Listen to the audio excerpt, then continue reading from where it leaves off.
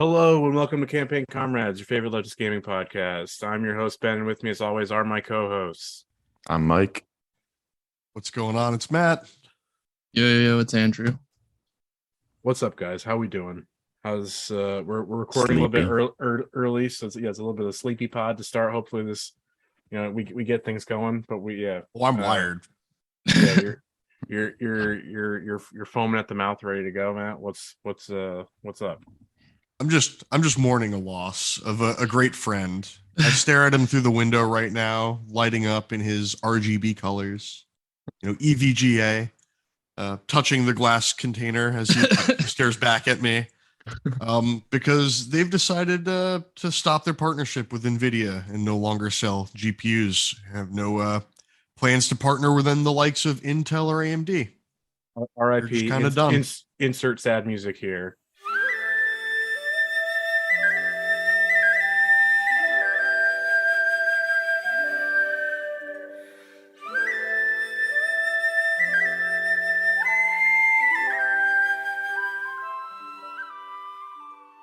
Do you think they're gonna just make their own GPUs?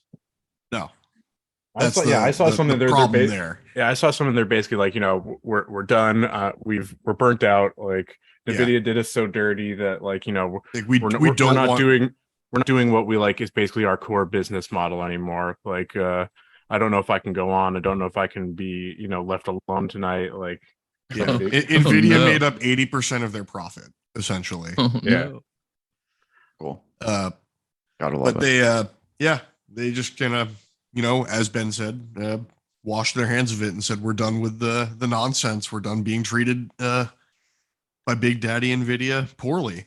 Not being able to compete price-wise with the NVIDIA cards because they have a cheaper undercut at all times. I'm just kind of sad, man. Like, that was a good manufacturer. They made good products. Like, they actually supported you when you had issues. Like, who knows? But most importantly, what does this mean for the backbone of our economy, the crypto miners? I mean, this isn't even a dent to the crypto miners in comparison to the Ethereum change. Let me tell you there. The mass sale of mining rigs is hilarious to me. Just checking out marketplaces and seeing how many. It's like 43090s for sale, $600 your best offer. It's like, oh yes, like I wonder how those going for like a year ago. At the peak, you could get like a 3090 for like $2,400.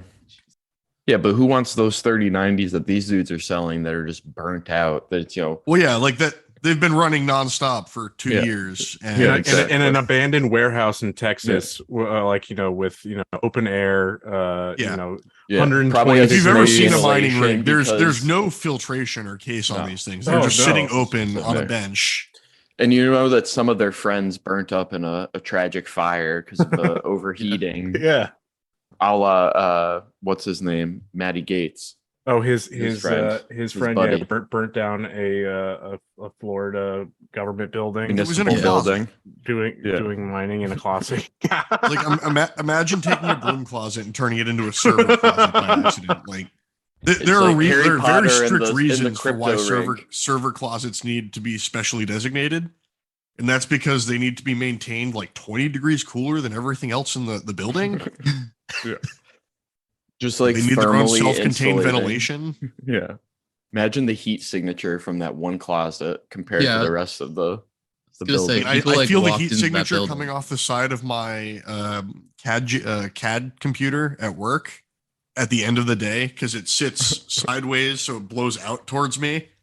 And when I'm saving and I lean back in my chair, it blows directly on my face. And I'm like, I'm so sorry, computer. That'll be nice in the winter time, in the bleak winter months when we have no oil to heat our houses. Yeah. Thank you, Brendan. For viewers at home, I'm saluting.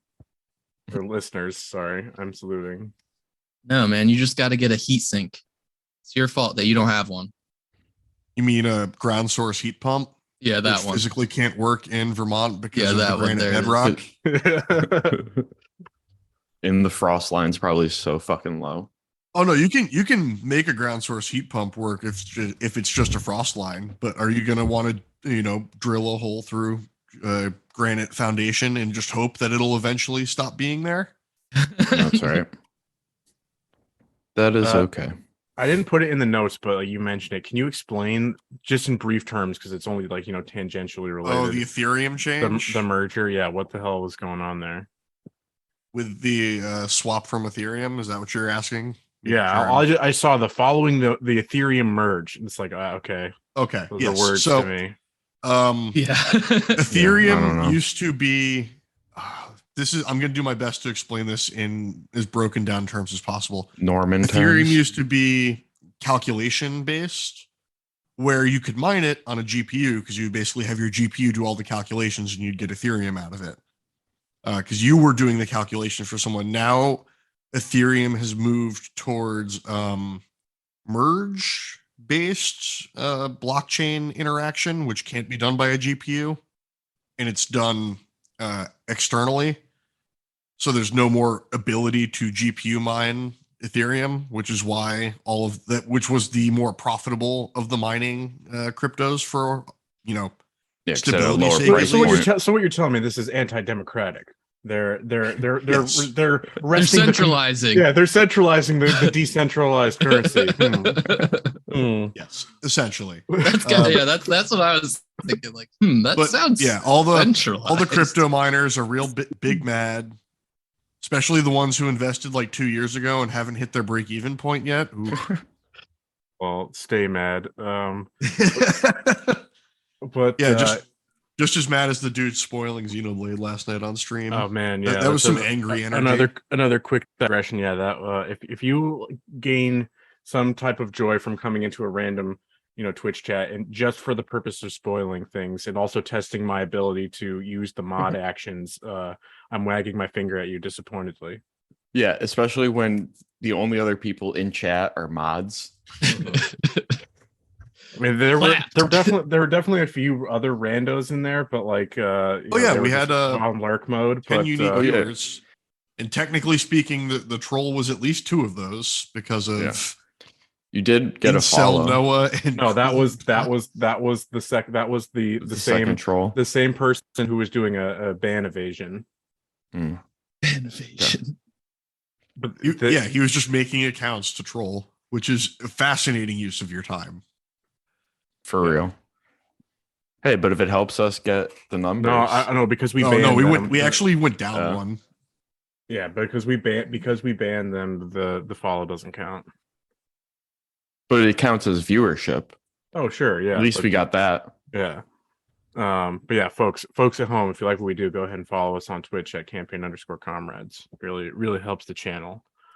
Okay, but yeah, back to the news at hand. There's the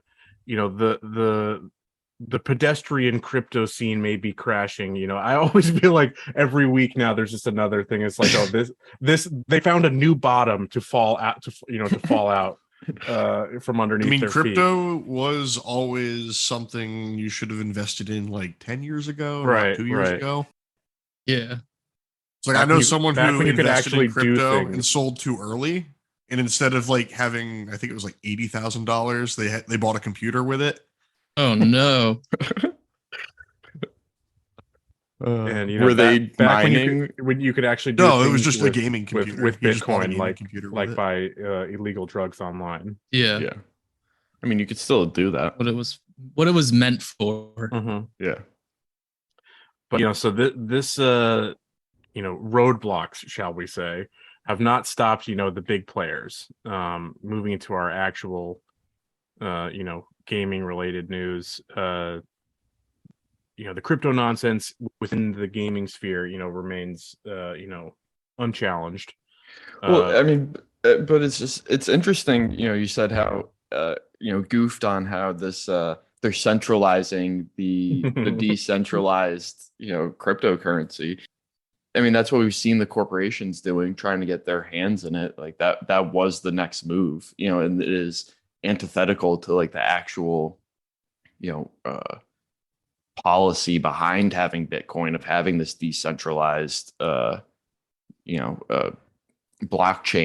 But here we're seeing, companies try to swallow it up and just be like, okay, if it's going to die in the free market, we'll try to, prop it up and, milk whatever fucking rubes we can with it, and just steal that technology.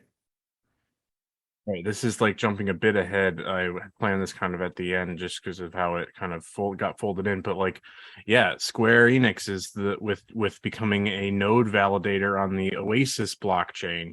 Is exactly that. They are words. It's not even them. It's not even just them. They're part of this latest wave of funding or whatever it is. Them, Bandai Namco, Sega, Ubisoft, lol.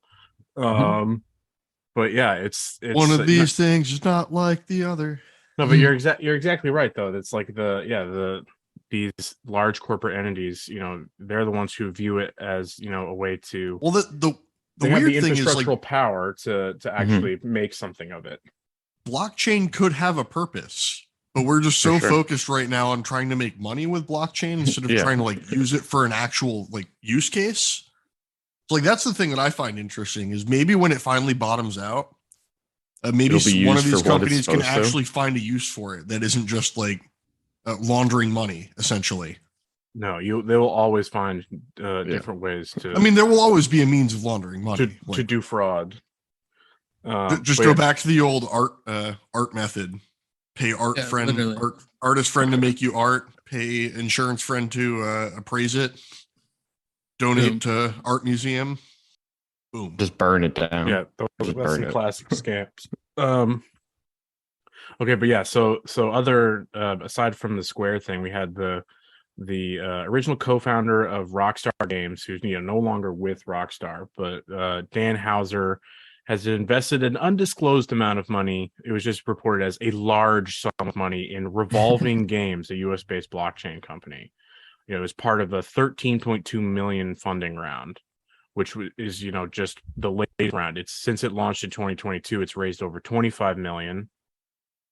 And get this, their debut title is going to be a Battlestar Galactica themed strategy MMO. Hilarious to me. Surprised, like completely off topic in this sense, but like how there hasn't been like any good Battlestar Galactica games. I feel like it's ripe for some good adaptations. Not this though. Yeah. You mean I love me some blockchain MMO buzzword filler game with microtransactions. IP. Then you'll love the Blanco's Block Party, the first NFT powered online creation game that just launched on the Epic Game Store. Is that NFT Minecraft?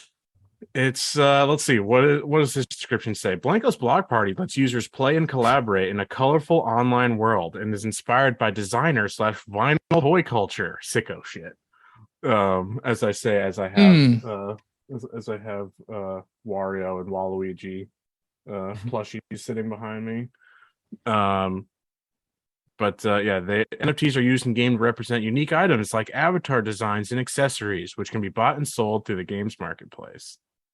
This is really what's so funny to me, because again, like it's back to that point you just made, Mike, that like the only people that are getting in on this are like like C-list celebrities and large corporate entities that are able to leverage their positions of power to actually get some money out of it. It's how dare you say that Terrence Ross is a C-list celebrity?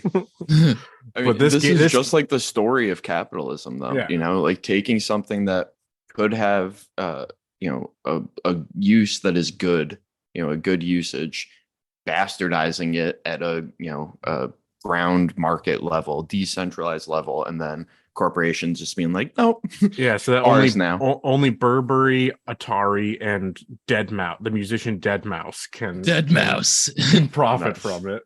Nice. Well, I mean, like again, these companies, don't forget, like just that's such a weird fucking grouping of things. It is a weird I know, that's why I included it. It's so funny. Like Burberry, okay. Deadmau5, okay. The Burberry saying, Andrew, to me, that like Epic's play here isn't like they don't give a shit about. They want this to be pumped and dumped because that just means more transactional volume, which is really all they care about, because they just want to take their little slice that they're going to charge for, using and interacting within this NFT marketplace they've created. They're not that much different than Mikey Deals selling his penny Yu-Gi-Oh stocks. It's all about the small transactions they add up. It sounds like the central theme of Office Space when they're just skimming the micro. Yes, literally half a penny. Yeah, half a penny. Won't Except even know. the decimal error. It's so like Tim Sweeney is fucking slick with it here. It's like the framing it all in response to Valve being like strictly no NFT or crypto or Web3 games. Well, that's just his libertarian contrarian shit. But like Sweeney's being like, oh, we're not going to create any games. We're not doing this. We're not the ones. Like to direct your ire at the ones doing the creation of these games. We're not the ones doing it yet. We're still profiting off of it through every transaction that happens in our in our sphere of influence. This is a free country. You are allowed to do what you want, okay? Just so happens that they're also making money off of these bad things. That's coincidental. They're also scamming you on your internet connection. You're a little choppy there. Yeah, hopefully he can get away from Connecticut internet and infrastructure, and eventually from school internet as well. Get some real grown-up internet. Someday. But someday it's gonna get Starlink. $800 for a down payment and potentially never get your dish. Yeah, capitalism. That's still just a little bit of crypto stuff. We'll move on to some more upbeat and exciting news. Almost like every major games media outlet is just getting fucking gutted by their corporate overlords. Don't we love it? Games journalism gets a lot of shit, but there are some, these are some good outlets that are just getting fucked over. It's the latest one was Fanbyte, which was I knew Tencent one, yeah, right? I knew in the back of my head was owned by Tencent. But they were just the latest in the swing, and this all happened within the last week. So like first, hey man, you can't have critical journalists out here making people realize your games are bad. But the first one was UK media outfit Future announced this is when did they say something bad about the Queen? They must have done something. They must have been working instead of mourning. Yeah. So this one didn't have a clear-cut description of the extent of the layoffs, but editorial staff across brands including TechRadar, Android Central, and Windows Central, and iMore. The only one I really recognize is TechRadar. I recognize most of those. Yeah, I've been on all three of them. Same. 4 of them. iMore is not one I'd heard of. But I should check. I don't know. See the point in checking them out now, as they're shells of their former ability. But like this is also a larger trend in media that we've seen over the last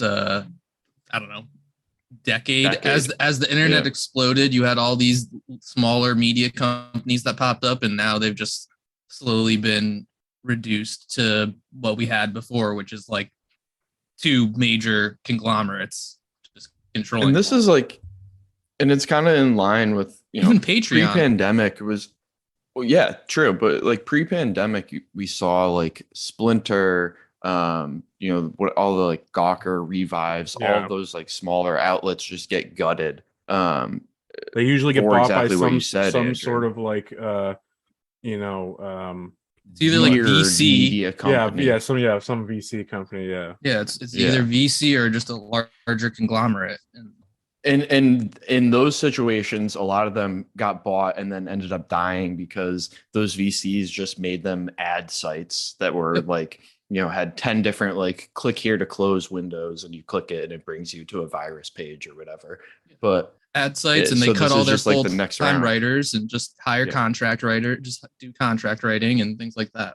No. You're thinking too nicely. It's not contract writers, it's AI writers. Contract editors. Yeah, you're not that's wrong. Probably not wrong. Right. Yeah, not wrong at all. For at least several of these companies, like the next one was G4 TV. That one does make me laugh. What happened with that? I missed. So this was a game like talk show network thing that originated in the 2000s. Yeah, I'm familiar with the network, and they've been on Twitch. Yeah, right. No, exactly. They were a Comcast. They've been a Comcast thing since the start. Once games journalism and journalism in general moved to the internet, they basically got canceled. Then was resurrected in like 2018. Oh, so this is a weird fact. This was the network that gave Olivia Munn her start. She was one of the original hosts of one of their shows. Shout out to our Crystal ladies, Crystal Mommies. But yeah, this was it was resurrected last fall on it's still on cable, which is again wild. Yep. But yeah, on streaming platforms like Twitch. But yeah, this is around 20 to 30 staff members were laid off. They're still doing some of their content. But yeah, a bunch of sources were telling Kotaku that their finances have been basically in the shitter for some time, and just these the corporate managers come in, you get new management blood who just all they want to do is just cut costs. So well, and I feel like G4 in that reboot, or at least recently from what I'd seen, they spent a lot of money getting talent, setting up studios. Like they put a lot of fucking money into their production. So it makes sense that the new corporate stooges would be like, nope, we got to cut all the things that were making us good and just make it ad space. So I forget which one I thought I included in the notes, but I must have just read it and not put it in. I think it was Fanbyte hasn't had like these or has, I don't know if it's been profitable, but it hasn't necessarily been losing money that much. Like their financials have been in a decent state, so like these recent layoffs came as a real surprise to people. And like you're hearing from I follow several individuals who work at Fanbyte, listing the site's editor-in-chief, head of media, and the news editor, the GOAT, Imran Khan got Imran Khan, the Don. Yeah, he got axed like probably the worst of all. He was asleep in Tokyo covering the Tokyo Game Show, and got laid off. Yeah, it's unfortunate. And so I've also heard from that would explain the mood on Kind of Funny when he was on this week. No, that's what was that was probably recently I saw that in the replies to his like announcement of getting laid off. Like one of the Kind of Funny hosts was like, "You're coming on to talk about it," and he was like, "Yeah, I'll be there." But yes, I've heard from some of these people who work there, at least third hand, that the site is basically moving to guides only. Oh, good. Guide culture. For a second, I thought you said guys. Guys only. It's the guys only site. It's just guys only. It's just for the fellas. For the big guys, men, the big fellas. Beautiful beefcakes. But no, just game guides. From what I've heard from game journalists, the guide writing can be some of the most toxic cycling. Because like you have to get it out before like launch day for everyone. Oh yeah, so, you gotta burn you get that preview copy, and like that's all you're doing. You've got a week. You must beat the 100-hour game. Yeah, my eyes are bleeding.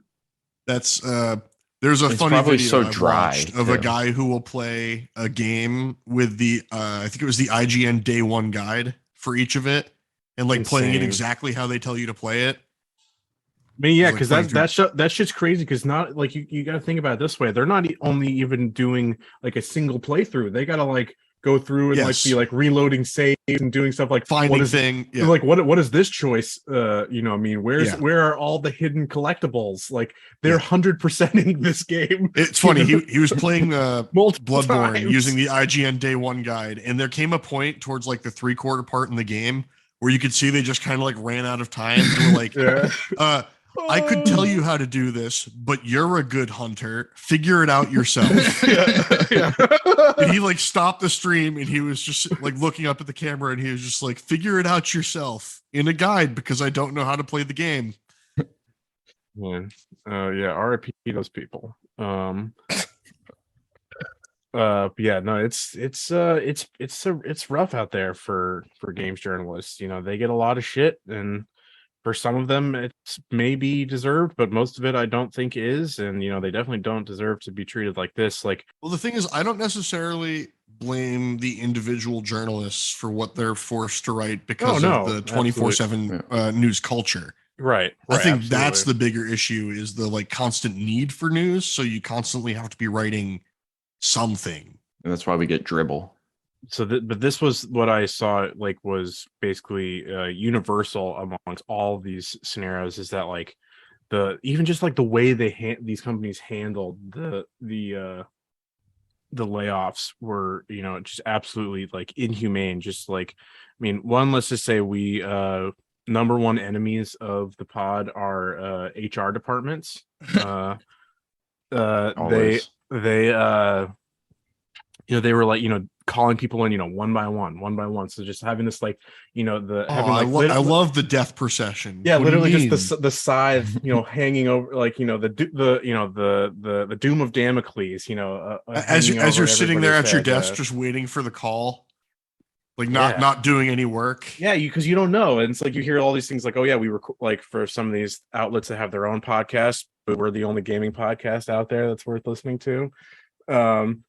It's like we just like recorded this, or I just wrote this piece yesterday, and then now I don't have a job. It sucks.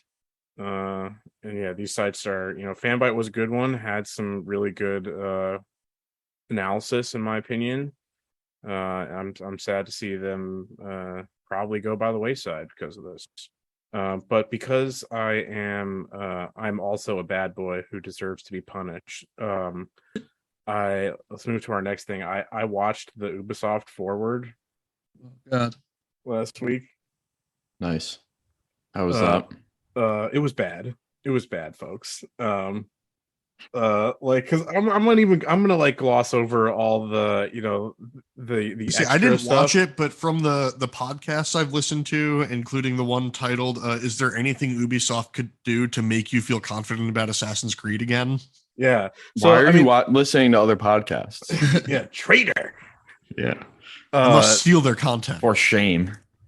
Okay, that we can appreciate. No, I take that back. So like, let's be real. This was all about Assassin's Creed. Like, the people were like I was actively not paying attention to like the live chat, but like, people are just like, fuck all this shit. Like, I only want to know what's going on with Assassin's Creed. But yeah, they had more gameplay for Mario plus Rabbids, a trailer for Skull and Bones, and other announcements for games. Skull and Bones, a game that I feel like they want people to forget they're releasing. I don't know. They put out plenty of stuff here, but they're also putting out plenty of stuff for other games that I absolutely do not care about and will not be mentioned here on the show.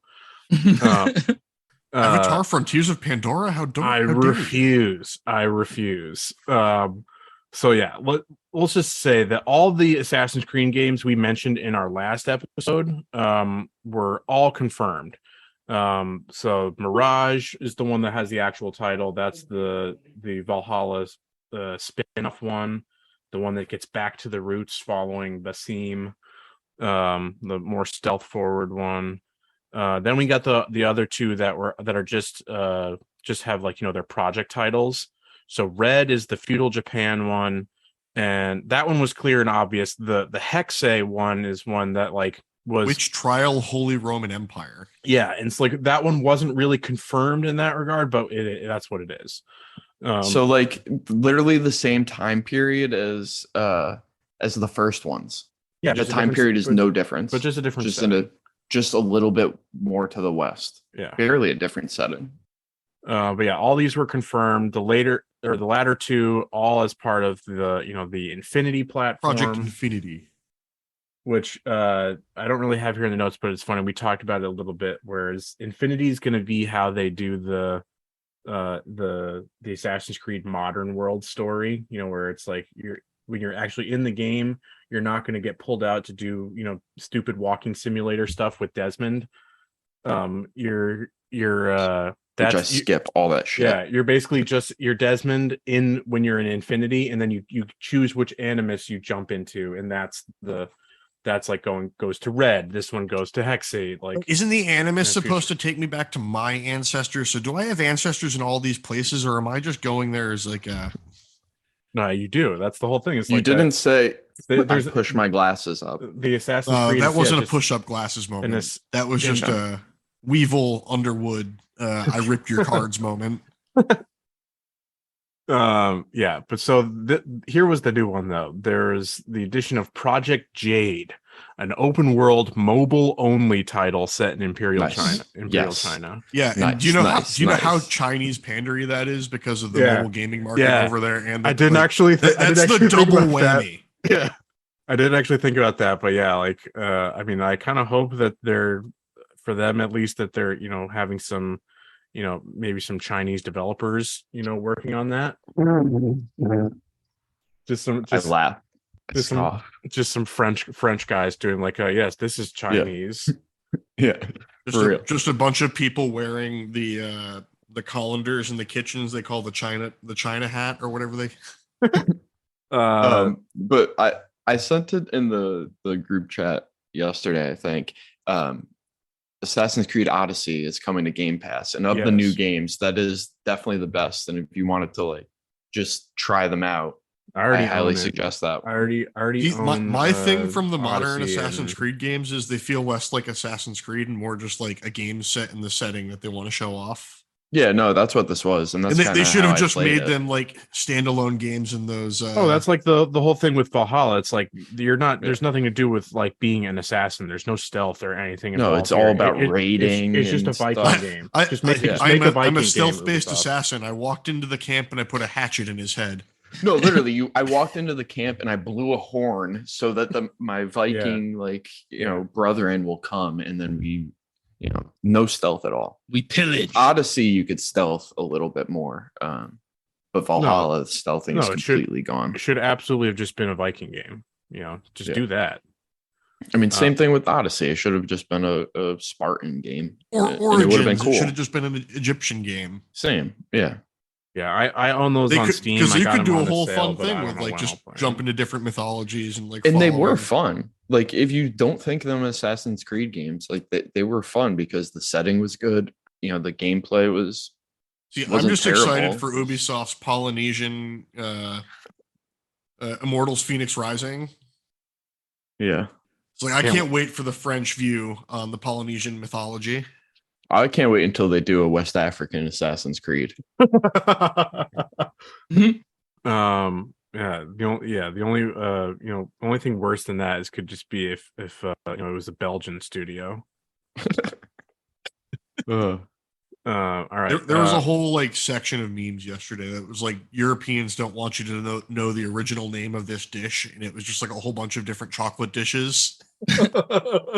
Ooh, no. my imagination is sparking. Yeah. No. All right. So that presentation, was not for the faint-hearted. Like, again, they showed nothing. It was just all just seeing the paid, the paid picture you like Clockwork Orange, just like. But just the paid actors, coming in and be like, "Oh, wasn't that exciting?" When we just saw, a title card and all that, and it's just like, "Oh my god, I don't care." I'm only doing this because I have to. But then so I won't get fined. Yeah, but then came the exciting bits after the fact. Again, seeing, as Matt's most colorful metaphor, seeing them roll around in their own piss and shit.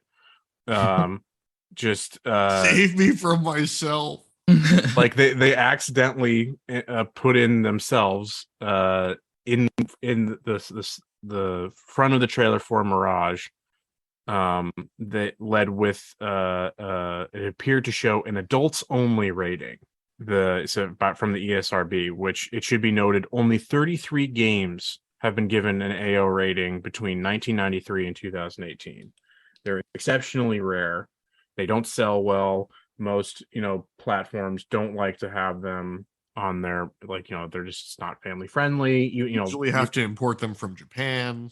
Yeah. Yeah, they don't hit every single market that they're trying to.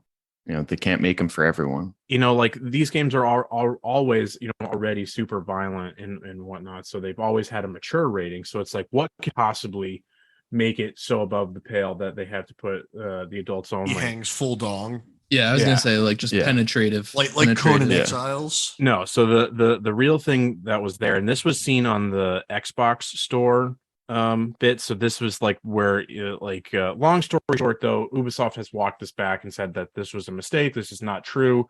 Let's preface saying it with that, but I think it's mainly there may have been a little bit of reality behind it, and they've now just had to be like, oh shit, let's get rid of this. But they were going to rate it adults only. Quick, pull the loot boxes. Yeah, it was the real thing was the fact that it included, quote, real gambling, which the ESRB defines as where a player can gamble, including betting or wagering with real cash or currency, versus simulated gambling, which probably lends itself to a mature rating, which is the Pokemon Game Corner and Pokemon Red. Yeah, you're not actually spending real money. It's in this was everything. All the news bits were focusing on the real gambling, so that there was going to be loot boxes in it, which wild to me. They're like, oh, we're getting back to our core stealth. Stealth assassinations and exploitative monetary practices.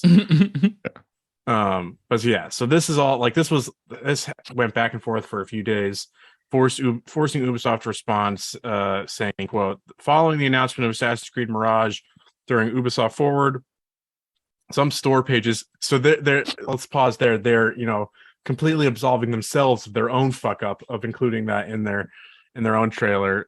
Some store pages, the stores, mistakenly displayed the game for pre-orders with adults only SRB, and those are being fixed. While Assassin's Creed Mirage is still pending rating, Ubisoft wants to reassure players that no real gambling or loot boxes are present in the game anymore. How much crunch do you think is going to be instituted to fix to get rid of those gambling that to get rid of those? I'm really upset though, because I thought that we were finally going to see. Yeah, it was going to be sex and dong, because they get there is sex scenes in those games. There was a sex scene in the original God of War too. So games are the only bit of Western media that actually isn't sexless anymore. Isn't what? Sexless anymore. Yeah. Like Hollywood is sexless at this point. Yeah. So it's yeah. I mean, I think it's so funny just that that was that was definitely them, fucking themselves over and doing definitely trying to sneak something in there, because it's like, oh, this is a small game, how are we gonna get as much money as we can from it? Let's throw loot boxes in. They can't really get that pissed at us, can they? It's just a small bean. I don't know that I agree with your assertion that Hollywood's sexless. Have you seen She-Hulk twerking? No, but there is no actual sex in these things. There's one sex scene in. You haven't watched the super secret mega ultra cut on Rule 34 only, sir. But yeah, it's like the point that Marvel's Internals was the only the only Marvel movie to have a sex scene, and it was incredibly vanilla. I still refuse to watch that one. It's not as bad as many of the others. They actually, I mean, the fact that they use real settings, that's not just all on a fucking green screen. Okay, that's your mind playing tricks on you. CGI is all you need, friend. Tell me, would you rather watch a real setting in a real practical set, or would you like to see people standing like this on a blue screen? Man, but I've seen so much shit recently using the Star Wars pioneered rather than a green screen thing, the big LCD screen shit. That stuff looks worse. That stuff looks worse to me. Looks so much worse. Like I couldn't spot it originally, like it's in those big budget movies, but now I see it all the time, and it fucking drives me insane. Hold on, I'm unfamiliar with those. It's like they basically build a set, and then instead of a green screen behind it, it's got like an arced set of screens that display a background and help kind of key lighting, so that when you're going in with the CGI afterwards, you kind of have key lighting already. Yeah, that's hilarious. It's the electronic version of the 1920s painted background. Like there's a picture out there of Jon Favreau like standing on the set talking to someone from Mandalorian. Yes, I'm familiar with that. Yeah, that image. Okay. No, it drives me fucking insane. It's literally, I hate it. I see it all the time. And like it's so glaring to me. Ben, just a minor quick side tangent, because you talked about, Mirage being a small game. I saw something yesterday where it was talking about Stray. And like mid game, like 5 hours is too short, and they were like, all our like Annapurna themselves replied to the tweet and like, all our games are that length, like that's how they are. And he's like, well, then they shouldn't cost $70. And like, it costs they don't. They respond again, he's like, it costs $30. I don't know. Didn't Stray cost $20 even? Yeah, it was $20 at launch, I think. Yeah. It's like Jesus Christ, people. It was just sitting there, like, imagine blatantly lying to the company who made the product. Yeah. Everyone has their own set of facts, bro. Everyone lives their life by their own rules. Yeah. What do you not understand about that? See, like Maya lives her life by the rule: if my leg isn't allowed to be in a normal, comfortable place, it must be horribly twisted so she can be comfortable. For listeners, Matt's cat looks so comfortable right now. Just absolutely chilling. Like a villain. But we talked about this on Matt's stream last night about Netflix getting into the doing a lot more of like video game IP sharing stuff, both in terms of its shows and actually putting games and stuff out. They want to grow their gaming market in general. Yeah, that was the last big announcement from the Ubisoft, is that they announced some big partnership with Netflix where they're set to make 3 mobile games as well as produce shows based off its IP, including a live action Assassin's Creed. I'm staring at Michael Fassbender. Yeah, come back, save me, Michael Fassbender. Michael Fassbender, just perfection. I can't wait. I can't wait for that. Wait for that to be. I mean, I'm actually like. I mean, it's need to watch it. It's largely ironic. I've never watched the Michael Fassbender one. Yeah, me either. The movie I watched it on FX. I did. And I saw completely memory hold it. Preview image of him on like a giant mechanical arm doing assassin jumps, and was like, all right, I'm out. That's the animus. That is the animus in that thing. It's like he was in the memory scape doing the big jump. So it's like it was a VR type thing basically. It's just like that he's doing all the actions in real life. It's not just in his brain. That's why someone who's programmed mechanical arms before. Let me tell you, that's how you end up as a paste on the wall by accident. But it's like that was how they got around the whole bit. It's like, oh yeah, by doing all these things, all the assassin people who have their ancestors were real assassins, that's how they learn assassin skills in real life. Their body is learning it Matrix style, downloading it Matrix style. We love it, folks. But I'd much rather watch the Netflix Cyberpunk show. Heard good things about it. I've heard very good things about it. Again, I sent it last night. Should have told me it was Studio Trigger. I didn't know that. I didn't look that much into it. Studio Trigger can do no wrong because they made Kill La Kill, and that's all that matters. Did Trigger this is just weeb stuff that I don't understand. Did Trigger do a few of the Star Wars anime shorts, like the Visions things? I feel like they did. If those were on Netflix, then yeah. No, it was Disney. No, Studio Disney Trigger's Plus. got a deal with Netflix. Do they? I'm looking it up. Studio Trigger, Star Wars. But yeah, Mike, when you Trigger did do some of them. Yeah. When you have some alone time and there's no one around, pull all the blinds in your house and watch Kill La Kill. Mm-hmm. And elevate. Ascend. Ascend. All right. So back to reality. Like, it's fun to make fun of Ubisoft, but like, there's real people at these companies getting treated like absolute dog shit. So is this the story about how they can't hire people because of their rampant abuse? That's part of it, but it's like that's the thing. It's like I'm not going to go into all these different. I'm not going to go into each one in detail because there were so many. But that was the thing. It's like after this presentation where they're trying to like like again the whole name of the showcase. Games. It's Ubisoft Forward. We're forward looking. We're looking to the future. And like they're looking to the future. They're trying to sweep all the bad shit under the fucking rug without actually addressing anything. But like there were so many articles that came out just about the corporate culture still being shit. Employees like basically urging and begging Yves Guillaume to actually do something. It's like, please, they can't keep getting away with this type shit. But so each of these articles, I'll cut my $300,000 bonus again. Yeah, that's enough. All better, right? We're done. But like each of these articles, why it's not. We don't need to go into each one. It's like why we don't need to do that is because they all follow the exact same pattern. Either some executive, either Yves Guillaume himself, Annika Grant, the chief people officer, hilarious. Hold on. That seriously? Yes, that was fantastic. That was a position created to quote unquote deal with the problems faced by abuse and underrepresented employees. That's fantastic. I love it. So I love neoliberal capitalism. So it's either Yves, Annika Grant, the chief people officer, Rashi Sika, the VP of diversity and inclusion, claiming that the company has made great strides, has put its problematic past behind it, and it continues to implement new programs to increase representation and a healthier work culture. A recent one they cited is something called Project Rise, which is a D&I hiring initiative. But then the article then would go to just then be rebutted by actual employees detailing how little has actually changed, how many culprits of harassment, doing the harassment, have just been reshuffled into the corporate structure with little to no repercussions. Church method. Exactly.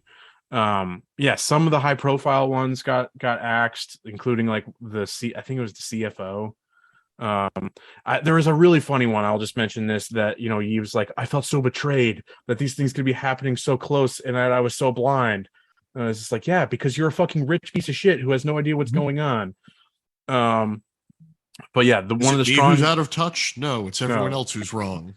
But yeah, one of the strongest examples is how developers at Ubisoft Quebec have asked not to work on the Feudal Japan project, the Assassin's Creed Project Red, because their creative director, Jonathan Dumont, who was accused of harassment in 2020, allegedly verbally abusing and making sexual advances towards his colleagues, particularly women and new starters. And so, again, has just been moved to a different place. And like, it's like the gall to see Yves be like, oh, we've done so much. We've like, we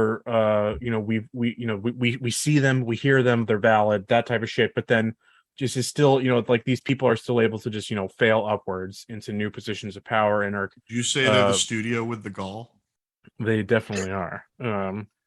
It's really frustrating. And it's just like they're it's like the meme that like the Patrick Bateman is like how I wake up knowing that my enemies are ontologically evil and there's nothing that can be done against them that is wrong. And it's like, like nothing bad enough can happen to the Ubisoft leadership at this point. It's like, take them all out behind the, I don't know, what's like the French word for the, take them out behind the barn and, guillotine? Yeah. In Minecraft. Yeah, in Minecraft, of course. In Project Infinity. So where's the French Revolution? They already made that one. They did make that one. That was the one that that's the one that lost me. That was Unity, right? Yeah. That was the one that was absolutely broken when they. That's the one that lost most of the Assassin's Creed. Yeah, well, I think that's the one that went into because you were defending the monarchy, right? Probably you were a loyalist. That would be incredible. Because let's not even get into how the politics of the Brotherhood are really fucking wild. All right, so let's move on from that before I have a fucking aneurysm. Next topic. we've said it before, and I'll say it again. I continue to be Square pilled. I continue to be Square Enix pilled, even when they do bad things. We already mentioned they're canceled. Good. We already mentioned them moving into their going ahead with their blockchain ambitions and all that shit. So we don't need to talk about that again. But so the first one, let's start off with Square finally responded to the response to that nuclear cringe trailer for Forspoken. Saying it was unexpected to see the reactions to the social media post. I'm sure. Said that was said by the creative producer Reo Mitsuo. Basically, we used existing footage from previous trailers and put something together as a social media post, and yeah, it went kind of viral in a way. That's not the direction in a way. How did we get here? That's not the direction that we thought it was going to go. But I have to admit, some of the memes are actually pretty funny, so I got a good laugh out of that. Just just the meme, crying through the mask, just the soy jack. Yeah. But so several of these posts do note that you actually can tone down the in-game quipping. You can do that in the accessibility features. I do think that's funny that it's like, cringe or not is an accessibility feature. Yeah, exactly. So, however, we have seen more outlets are getting hands-on stuff with the game, and however, they have largely been on purpose devoid of story in order to keep that level of mystery. But many have noted that the quipping is just as bad in the game as it is in the trailer. That it's not just a trailer thing. That the quipping is bad, no matter what. And it's like so it was weird looking at seeing the this post was like talking about how like, oh yeah, it's like we had this global intention in mind. It's like, yeah, the game is being produced by Japanese studio heads. Fucking globalism. But then it's like Westerners were doing the story, and it was like we had so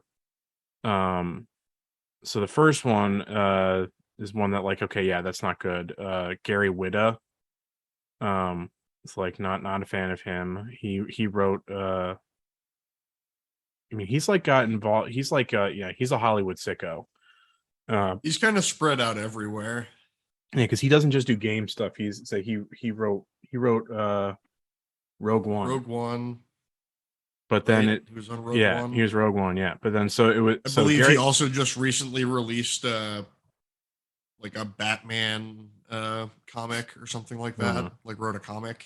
I bet that's great. But so yeah, the overall story was led by Gary Whitta and Amy Hennig from Uncharted, which she has the most credentials there, which made me a little bit I'm just like oh no, like has she like hashtag she fell off, she fallen. Yeah. But apparently they just did overarching story stuff, like they were basically more just like consults, and then they had other kind of like George R.R. in Elden Ring. Maybe I feel like George was just doing names. George R.R. was just sitting at a table, and they'd walk in and be like, I made this spooky crab, and he was like, Sir Gideon the All-Knowing. Yeah, like, oh yes, George R.R. Thank you. And then he was like, one character's Mikola, the other's Michaela. It's like, yeah, this is Godfrey, and this is his twin brother Godfrey. Godfrey,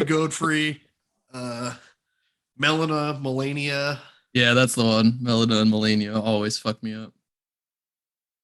But yeah, so they weren't actually doing the nitty gritty story stuff. That was Todd Stashwick and Allison Reimer, who those names sound familiar to me, but I can't. Sounds like a person I played lacrosse against in high school. Brad McTavish, like that kind of name. Yeah. Was it Stan Chadwick? I think that's a real person. Yes, that is a real person. That's always been my favorite. Like Virginia, I think. He was Virginia. Yeah. Oh, there was also Steel Stanwyck. Maybe? Yes. That's it. It's Steel Stanwyck. Thank you. Well, no, there's all Stanwyck brothers. Yeah, there's like 3 or 4 of them with all crazy. That's how it works. It's always a family dynasty in that for that sport. It's all about generational wealth. Yeah, exactly. So yeah, I mean, I've seen some more good stuff about the gameplay for Forspoken than people who are getting hands-on stuff, which again, I've said from the beginning, the bad dialogue, gameplay looks really good. The bad story, has always been apparent to me. From like I said it from the get-go when the first thing we saw about it was like, oh yeah, that dialogue sounds like from the Joss Whedon school of writing. That's so it was rapey. Yes, but like it's just it's never been it's like, or I've been able to overlook it, not say that sounds bad. It's like I can overlook that shit, but it's just I can, like, that was never news to me that like it was going to sound cringe and that shit, but like the game looks good, it looks fun to play. So that's like always the biggest part. Yeah, always interesting. Yeah, I am definitely a story focused gamer, so that like sure I won't be glad to see that the story is bad, but like if the gamey parts of it are good enough, it can surpass it. But like yeah, it looks fun to play. Everything about the combat, everyone who's gotten their hands on it says the combat is the star of the show, and definitely reversal's fun, takes the focus, and it's there's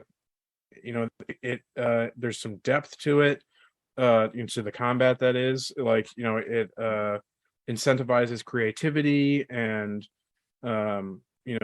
figuring out different ways to take on these scenarios, and it seems satisfying when you can kind of piece those things together. I can, like, again, because I'm irony poisoned, I can view the cringy dialogue and the absolutely dead inside NPC facial animations with a little bit of I forgot about those. Detached. I can say my whole funny part with that is like, if you're mad about the Forspoken facial features, but you're okay with them in Starfield, like right. No, I mean, keep the same energy. But Starfield, like the gameplay looks dog shit. So where it does not look exciting or innovative in any way. I literally can't fix it. There's just nothing. The only thing when I hear that at this point that comes in my head is just 1,000 planets, and I'm just like, nope. I just tune out. It's just static. Pass. It's just static. I hope that it's actual size too, so that it takes you fucking 5 light years to get from planet to planet. That's how they keep your Game Pass subscription going. You've got to do relativistic space travel. So that's how it gets you. But speaking of innovating, Square keeps innovating with their development practices. They're limiting their direct ownership in studios to mitigate financial risk. Basically saying like, we don't know how to sell games, so let's change up how we make games to lessen the financial burden on us. So I've been enjoying so many games that Square has been putting out, but like President Yusuke Matsuda has also become high up on my list of personal enemies. Seeing you sit there, I know the listeners can't see it, but doing the doing the tent fingers as I'm plotting the downfall of Yusuke Matsuda. Yeah. Looking like the Shinra Electric Company president there.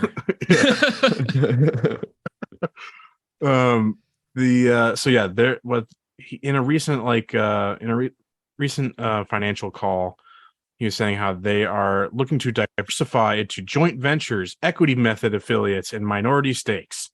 Reason due to increasing costs of developing games in recent years, games not selling well, and coming with increasing downside risks. This is just them being like, we're bad at the one thing that we're supposed to do, so let's put the burden onto somebody else, a non-billion-dollar evaluated company. This is the way. Got to reduce the risk. But are we excited for Final Fantasy Crisis Core to come out? December 13th. So excited. I'm looking forward to that nostalgia hit. Are you going to play it on Nintendo Switch at 60 frames per second at probably like 480p? I saw that it was playing at 60 on the Switch, and I was like, okay, I'm interested in how you pulled that off. And then I saw some screenshots. I was like, I figured out how you pulled it off. Mystery solved. Matt, did you play Crisis Core on the PSP? I did not. So my PSP. So that was at the peak of when gaming was purchases by like my family for me. Mm-hmm. So my PSP, I had Ratchet and Clank Size Matters.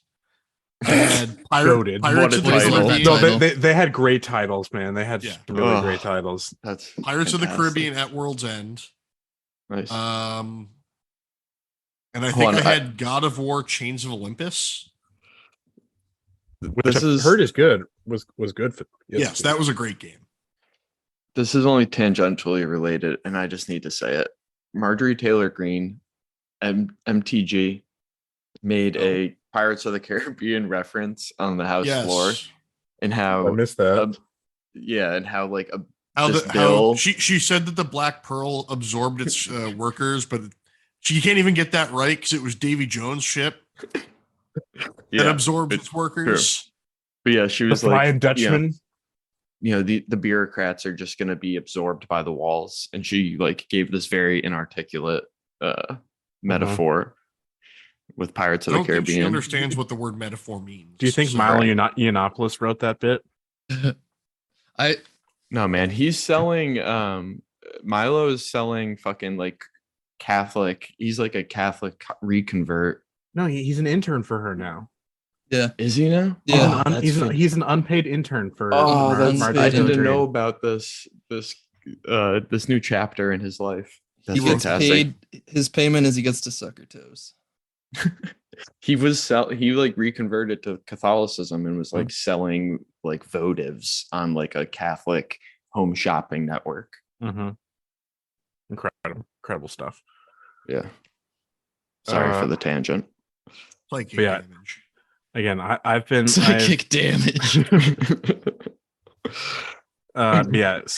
Square the company continues to do bad things. Yet it like the quality of the games that I enjoy from them is they're somehow not able to diminish my the enjoyment I get from playing. How dare you playing these games?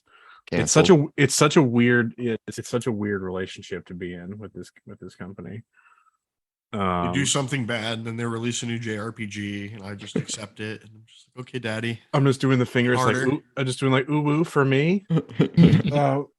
It for me. Who cares? That's been an interesting bit to see, like how many. We completely have skipped over and didn't talk about the Nintendo Direct in the Sony State of Play. If you wanted to get our looks on that, go to it's on YouTube now because the VOD will be gone from Twitch. There was a lot that came out there. So what was the point that I was just trying to make? That was the bit. It's like there's like so many like JRPGs coming out from the Nintendo Direct, and everyone's just like, we don't care. Where's the new Donkey Kong? And it's just like. It's like, I mean, real. I kind of you know what the funny part is? Like those games. Like not to be that person again, but I think some Nintendo fans need to realize that Donkey Kong has taken the status of like D-tier franchise for Nintendo. Yeah. Like it's down there with like F-Zero and like Kid Icarus, like hanging out. Like we'll get used again for a game soon, right, Daddy? It's like no, son, you belong in the basement. I'm ashamed of you. In the Disney vault. Yeah, we don't talk about you anymore. You just get to come out in the party. I don't want to play with you anymore. Throw Star Fox in the garbage. But yeah, I'm excited for. I mean, the only thing like I do have to admit it was underwhelming. Nintendo Direct, but until the end. They got me with the first one. With I'm excited for Fire Emblem. But that's Base Sean, best Sean. Yeah. So those who are again, that can be the theme of today. Those who are mad can stay mad. Episode title. It is. So let's I think that's all I got for today. Anything else you boys got? Mike, I know you got your plug. Hit him with it. You could check me out at Cut the Mic Gaming at tcgplayer.com. Get the Mikey Deals arc going. Actually, he's got a full set of Exodia, folks. Go get the full set of Exodia and win every duel. Ripped it up and I've thrown it over the edge of a boat. No, actually, my store is hidden right now. I got to send some orders out. I need an intern. I need Milo to send my orders out. I know one. Yeah. I'll let him suck my toes. Yeah, I was going to say, pretty low cost. Yeah.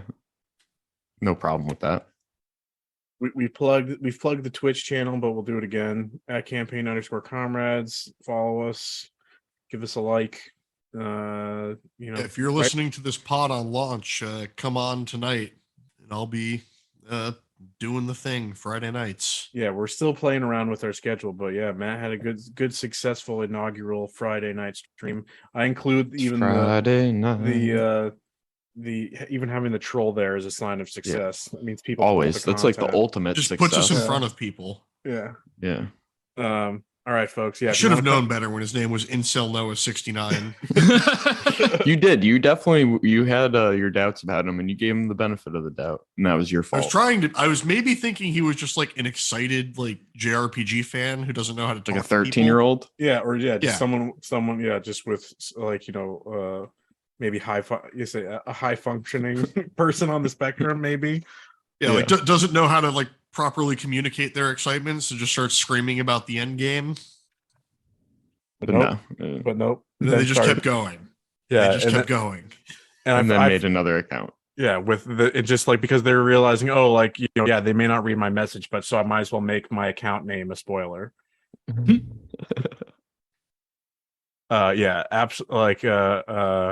Again, bad vibes to that guy. You come back, you do that again, you get clapped. He comes back, he does that again. I take him to Final Destination, Fox only no items, and I show him how we did it back in the Melee days. All right, gang. Till next time, this was a fun one. We will. Yeah, absolutely. I can't wait to go build some Gundams. Hell yes. Matt and I have an anime themed day coming. So cute. It's gonna be fun. All right, I'm bringing my kimono. All right. We had a meeting. Yes, sorry. Before we had a meeting yesterday where the like outside person who was talking to us, he used this metaphor of like opening our kimonos together or something like that. What? Red flags. About like sharing like intellectual info. And I was sitting there like we hung up the call and I turned and I was like, how would you have felt if he turned his camera on? He was just sitting there in a silk kimono, just wide open. No underwear. Well, of course, you don't wear underwear when you're wearing a kimono. That way you can't feel the silk against your nethers.